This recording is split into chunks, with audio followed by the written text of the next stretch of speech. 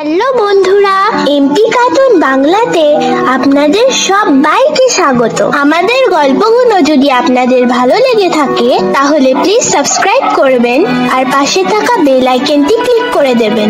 আর হ্যাঁ, বেশি বেশি লাইক করবেন, কমেন্ট করবেন আর শেয়ার করবেন।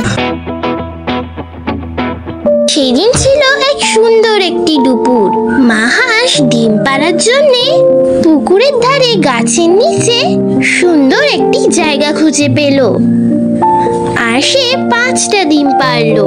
হঠাৎই সে দেখতে পেল একটা ডিম বাকি ডিমগুলোর থেকে আলাদা। তার খুব চিন্তা হলো, তাই মা হাঁসটি ডিমগুলো ফোটার অপেক্ষা করতে লাগলো। অবশেষে একটি সুন্দর মিষ্টি সকালে একটার পর একটা ডিম ফাটতে শুরু করলো।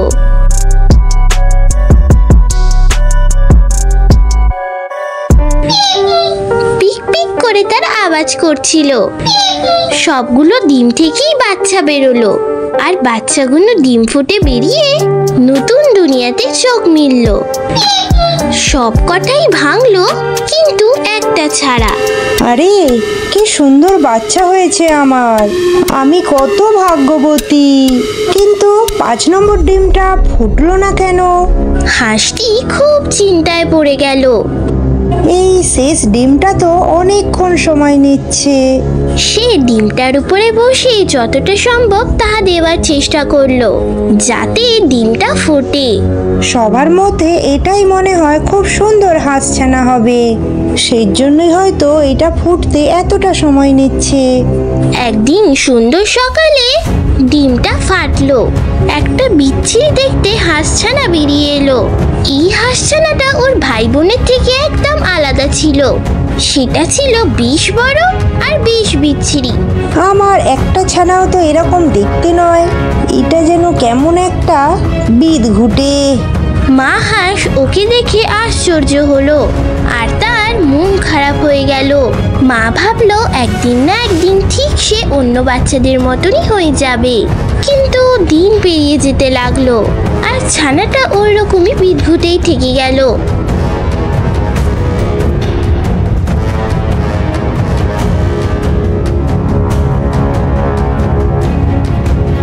ওর সব ভাই বোনেরা ওই হাঁসছানাকে নিয়ে মজা করত আর তারা ওর সাথে খেলতও না। ছানাটা মনে মনে খুব কষ্ট পেত।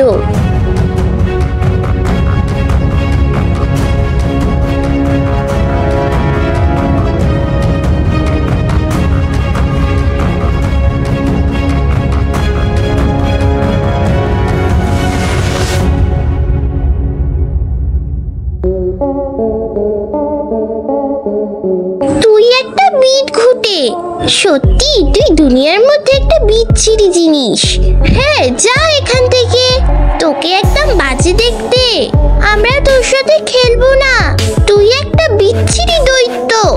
ওরা সবাই ওকে দেখে হাসলো, তাই দেখে হাঁসছানাটা খুব কষ্ট পেত।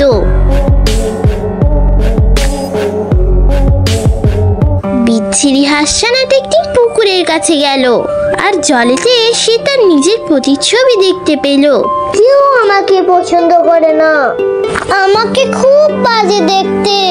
ছানাটা ভাবলো সে তার পরিবারকে ছেড়ে দিয়ে আরো গভীর জঙ্গলে চলে যাবে, তাই সে একাই গভীর জঙ্গলের দিকে হাঁটতে শুরু করলো।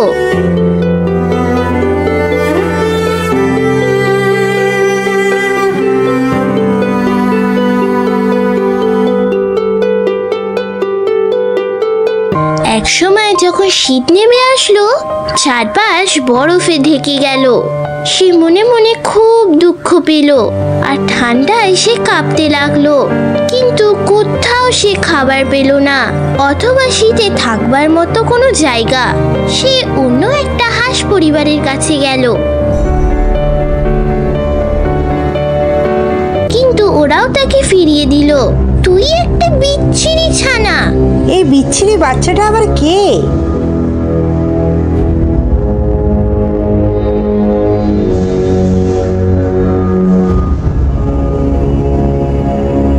এরপরে সে মুরগির বাসায় গেল থাকতে। সেখানেও মুরগির বাচ্চাগুলো হাঁসটাকে এমন ঠোঁট দিয়ে খোঁচালো যে বেচারা ওইখান থেকে পালিয়েই গেল। তারপরে রাস্তায় একটি কুকুরের সাথে দেখা হলো।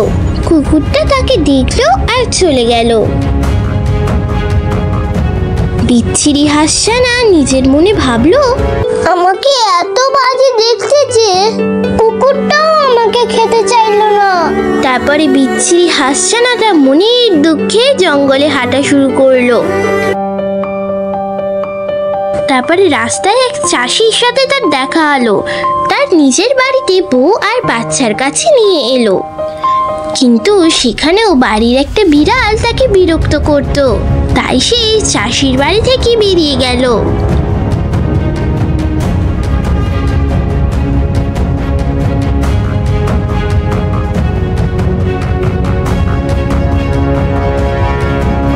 এরপর এলো বসন্তকাল। চারদিক আবার ফুলে ফুলে ঢেকে গেল।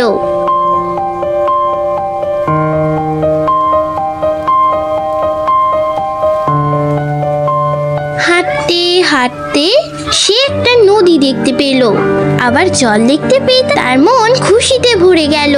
নদীর একেবারে কাছে যেতেই সে দেখলো সুন্দর একটি রাজহাঁস সাঁতার কাটছে।